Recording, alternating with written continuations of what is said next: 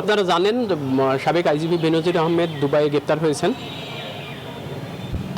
তাকে দেশে ফেরানোর বিষয়ে দুদকের পক্ষ থেকে এক্সট্রাডিশন প্রপোজাল পাঠানো হয়েছে। আজকে স্বরাষ্ট্র মন্ত্রণালয় পররাষ্ট্র মন্ত্রণালয়ে কূটনৈতিক চ্যানেলে আরব আমিরাতে প্রেরণ করা হবে। মামলা সংক্রান্ত সমস্ত কাগজপত্র যোগ দেওয়া হয়েছে। পুলিশের সাবেক আইজি বেনজির আহমেদকে দুবাই থেকে ফিরিয়ে আনতে বাংলা এবং ইংরেজি দুই ভাষার প্রত্যর্পণ পত্র প্রস্তুত করে আবুধাবি সরকারকে পাঠাতে স্বরাষ্ট্র মন্ত্রণালয়ে পাঠিয়েছে দুর্নীতি দমন কমিশন। মঙ্গলবার বিকেলে এই পত্র পাঠানো হয় বলে সংস্থাটি জানিয়েছে। এছাড়া এদিন ইন্টারপোল ও আবুধাবিকে পাঠাতে বেনজিরের দুর্নীতি মামলার সব তথ্য উপাত্ত ও প্রয়োজনীয় কাগজপত্র সংগ্রহ করেছে পুলিশের ন্যাশনাল সেন্ট্রাল ব্যুরো।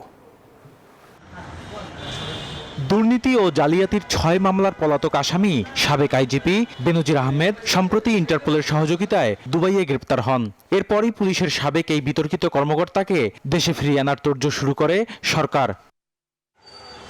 তারই ধারাবাহিকতায় ইন্টারপোলের সাথে সরকারের কার্যক্রমের সমন্বয়কারী পুলিশ সদর দপ্তরের এনসিবি উইংয়ের 2 সদস্য যান দুদক কার্যালয়ে। 3 ঘন্টার বেশি সময় অবস্থান করে সংগ্রহ করেন বেনজির আহমেদকে দেশে ফেরানো সম্পর্কিত যাবতীয় তথ্য।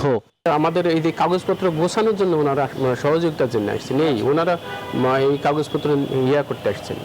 এদিকে বেনজির আহমেদকে ফেরাতে দুবাই সরকারের কাছে যে প্রত্যর্পণ পত্র পাঠাতে হবে দুদক তা প্রস্তুত করে স্বরাষ্ট্র মন্ত্রণালয়ে পাঠিয়েছে বলে জানান এই কর্মকর্তা।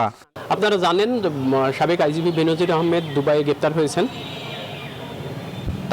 তাকে দেশে ফেরানোর বিষয়ে দুদকের পক্ষ থেকে এক্সট্রাডিশন প্রপোজাল পাঠানো হয়েছে। আজকে স্বরাষ্ট্র মন্ত্রণালয় পররাষ্ট্র মন্ত্রণালয়ে কূটনৈতিক চ্যানেলে আরব আমিরাতে প্রেরণ করা হবে। মামলা সংক্রান্ত সমস্ত কাগজপত্র যোগ দেওয়া হয়েছে। এই প্রত্যর্পণ পত্র শিগগিরই স্বরাষ্ট্র ও পররাষ্ট্র মন্ত্রণালয় হয়ে আবুধাবি সরকারের কাছে পাঠানো হবে বলে জানানো হয়। বদরুল আলম শাওন, নিউজ 24, ঢাকা।